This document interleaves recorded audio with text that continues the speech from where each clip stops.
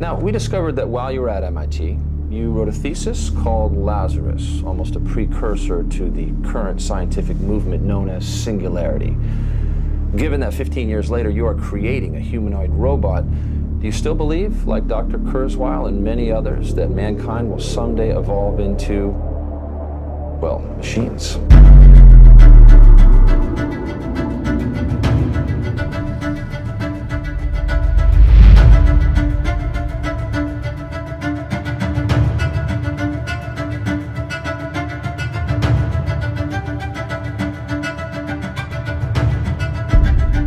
Lazare!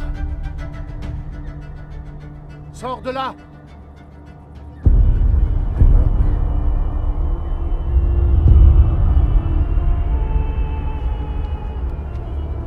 Et le mort sortit.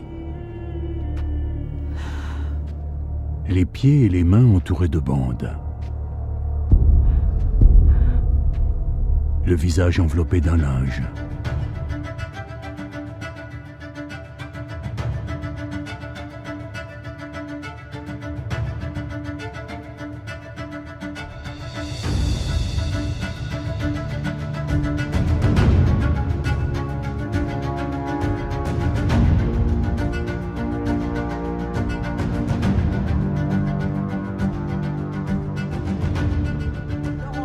Vous êtes urologue et spécialisé dans la question de l'immortalité. Vous avez d'ailleurs écrit un ouvrage intitulé « La mort de la mort » dans lequel vous affirmez que l'homme qui vivra 1000 ans est déjà né. Expliquez-moi. Oui, il est probable que parmi les gens qui naissent aujourd'hui, certains vivront 1000 ans. Il faut bien comprendre que nous sommes dans une phase où les progrès biotechnologiques sont absolument extraordinaires. Et quelqu'un qui naît aujourd'hui n'aura que 85 ans en 2100. Et va donc profiter de tous les progrès biotechnologiques du siècle. Ouais, Et en 2100, l'espérance de vie sera déjà beaucoup plus grande, de Bien quoi sûr. atteindre probablement les années 2200 et ainsi de suite. Je vais vous présenter le docteur Laurent Alexandre.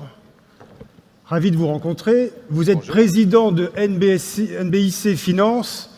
Installez-vous, allez-y, bougez. Et nous allons évoquer avec vous quelque chose d'assez mystérieux que vous allez nous faire découvrir, c'est l'homme augmenté. Ah, de quoi s'agit-il? Vous allez nous dire ça en 2 mots, allez. Eh bien, l'homme augmenté, c'est l'utilisation des nanobiotechnologies, des sciences du cerveau, pour augmenter les capacités humaines. Alors, il y a un versant sur le corps, c'est l'homme bionique, c'est l'homme rendu immortel, qui est développé notamment par la filiale de Google destinée à euthanasier la mort, qui s'appelle Calico. Et puis il y a le versant spirituel et intellectuel qui est la neuro-augmentation, c'est-à-dire l'augmentation des capacités intellectuelles par une voie biologique ou par une voie neuroélectronique. Aujourd'hui, la voie la plus importante, c'est la voie neuroélectronique avec 2 grandes offensives industrielles. La première de Mark Zuckerberg en avril dernier qui s'est engagé à fournir dès 2019 les premiers prototypes de casques télépathiques pour communiquer d'humain à humain par la pensée et d'humain à ordinateur et d'ordinateur à humain. Et Mark Zuckerberg, le propriétaire de Facebook, s'est engagé à ce que le débit soit 5 fois plus élevé que le débit de communication humaine traditionnelle. Et puis la deuxième voie, qui est un petit peu plus transgressive, un petit peu plus bouleversante pour les judéo-chrétiens traditionnels que nous sommes, c'est la voie d'Elon Musk avec sa société Neuralink, qui est en train de développer une gamme de microprocesseurs miniatures destinés à s'enrouler autour de nos 86 milliards de neurones pour augmenter notre mémoire et notre quotient intellectuel, de manière, explique-t-il, à nous permettre de lutter contre l'hégémonie de l'intelligence artificielle dans les décennies qui viennent. On voit que Tesla, Elon Musk et Zuckerberg, Facebook, nous dessinent un univers d'hommes augmentés, d'hommes cyborgs, d'hommes ayant des capacités intellectuelles plus fortes qu'aujourd'hui, ce qui est bouleversant d'un point de vue philosophique, politique, mais avec également des implications économiques majeures, vous pouvez l'imaginer. Alors nous ne sommes pas dans la science-fiction. Tout cela est réel. Il ne s'agit pas de science-fiction, il s'agit de business model. Et il s'agit de business model de gens qui ont des moyens illimités, qui ont les meilleurs technologues au monde, les meilleurs informaticiens, les meilleurs spécialistes du cerveau.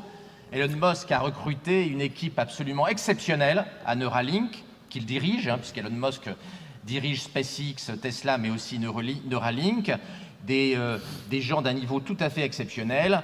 qui vont, dans les 10, 20, 30 prochaines années, révolutionner l'organisation du travail, bien sûr, l'organisation politique et l'école, bien évidemment. Vous imaginez bien que le jour où des microprocesseurs augmentent de 50 points le quotient intellectuel de nos enfants, l'école va être très très sérieusement, non pas menacée, mais en tout cas challengée par ces neurotechnologies, puisque vous savez qu'aujourd'hui, l'école améliore la culture de nos enfants, mais augmente très très peu leur capacité cognitive, hélas. Alors, docteur Laurent Alexandre, permettez-moi de vous dire que tout cela est à la fois magique et un petit peu inquiétant.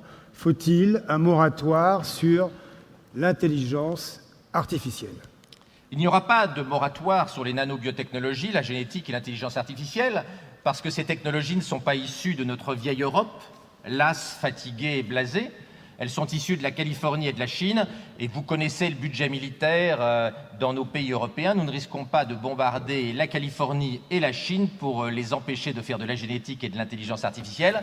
Donc nous allons vivre cette révolution des technologies NBIC, nous allons vivre la révolution des neurotechnologies d'augmentation, et si nous voulions avoir notre mot à dire dans cette immense bataille technologique avec les implications philosophiques et politiques qu'on a vues, il faudrait que nous rattrapions notre retard d'un point de vue technologique et géopolitique, ce que nous ne faisons pas. Donc le tsunami neurotechnologique va arriver, nous allons le subir, il va être riche de beaucoup de promesses.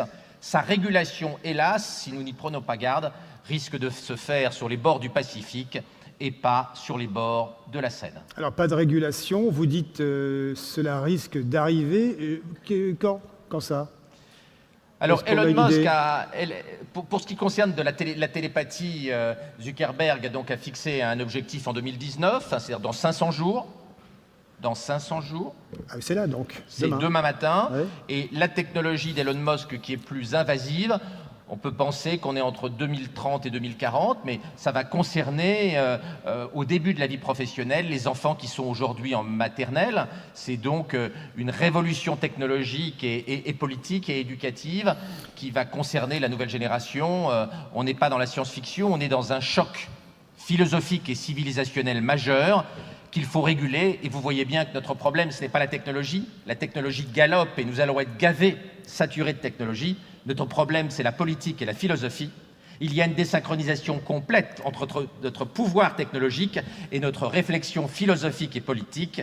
La fabrique philosophique, la fabrique des idées est à l'arrêt, alors que la technologie galope de plus en plus vite depuis les rivages de la Chine jusqu'à la Silicon Valley. Docteur Laurent Alexandre, question toute simple, toute bête. L'homme plus intelligent, l'homme augmenté, est-ce qu'il y a aussi un pas vers une recherche de l'immortalité? Est-ce que c'est un autre sujet? Les deux sont liés. D'abord, il faut beaucoup d'intelligence artificielle et d'intelligence pour comprendre le vieillissement qui est d'une complexité inouïe. Vous savez que le séquençage ADN, tout seul, c'est 20 000 milliards d'informations. Donc progresser dans la lutte contre le vieillissement, ce que souhaite, je le disais tout à l'heure, Google au travers de sa filiale Calico, dont l'objectif est de tuer la mort et d'aller vers la mort de la mort dans quelques décennies. Cela suppose beaucoup d'intelligence artificielle, et donc nous avons un lien très étroit entre immortalité et intelligence artificielle et neurotechnologie. La mort de la mort suppose un développement massif des technologies d'industrialisation de l'intelligence. Derrière, nous avons deux problèmes. Est-ce que cette mort de la mort et cette industrialisation de l'intelligence artificielle va s'accompagner d'une démocratisation de l'intelligence biologique? Et puis il ne faudrait pas non plus que toutes ces technologies conduisent à la mort de l'homme et à un monde où l'homme n'aurait plus sa dignité, ne serait plus qu'un instrument technologique au lieu d'être ce qu'il doit rester, c'est-à-dire un élément pensant, un élément philosophe qui n'est pas uniquement fait de matière technologique et pas uniquement fait de business model. Je vous demande d'accueillir mon partenaire en sciences et dans la vie, le docteur Will Caster. La voie de la construction d'une intelligence artificielle passe par l'élucidation des plus grands secrets de l'univers. Imaginez une machine capable d'éprouver toute la gamme des émotions humaines. Sa capacité d'analyse sera supérieure à la somme de toutes les intelligences, de tous les individus, de toute l'histoire du monde. Certains chercheurs appellent ça la singularité. Professeur ? Moi, je parle de transcendance. Attentat en série perpétré par un groupe d'extrémistes technophobes connu sous le nom de Rift. Toujours contre des labos d'intelligence artificielle. Ce sont des années de recherche que nous avons perdues. C'est une forme de contamination. La balle devait être irradiée et les effets sont irréversibles. Le corps de Will est en train de mourir, mais son cerveau est un réseau de signaux électriques. On peut sauvegarder sa conscience. On peut le sauver, Max. Pas comme ça. En admettant que ça marche. Si on rate quelque chose, une pensée, un souvenir d'enfance, comment savoir à qui on a affaire?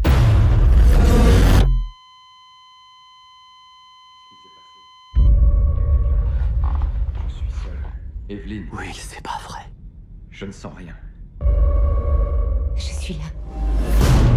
Il faut que vous me connectiez, j'ai besoin de plus d'énergie. C'est peut-être intelligent, peut-être même sensé, mais ce n'est pas Will. Éteins-le, on sait pas jusqu'où ça peut aller. C'est lui, Max! Vos amis ont franchi une limite. Ils se rendent pas compte du danger. C'est stupéfiant. Comment le combattre? On ne peut rien. Comme n'importe quelle intelligence, une intelligence artificielle a des exigences. Le vrai Will est mort. Ça va commencer à évoluer, Où est la machine? jusqu'à influer. Peut-être sur le monde entier.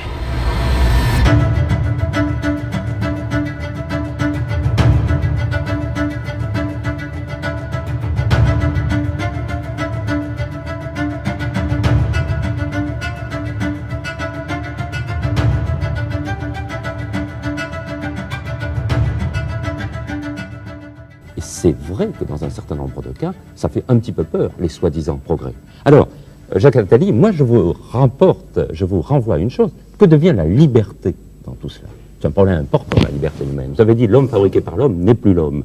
Alors, que devient la liberté dans un système de soins accaparant comme celui-là? Bien, le concept même de liberté va devenir de plus en plus perverti. Et c'est ça qui est fascinant dans cette évolution, et c'est peut-être pour ça qu'elle est le plus terrible.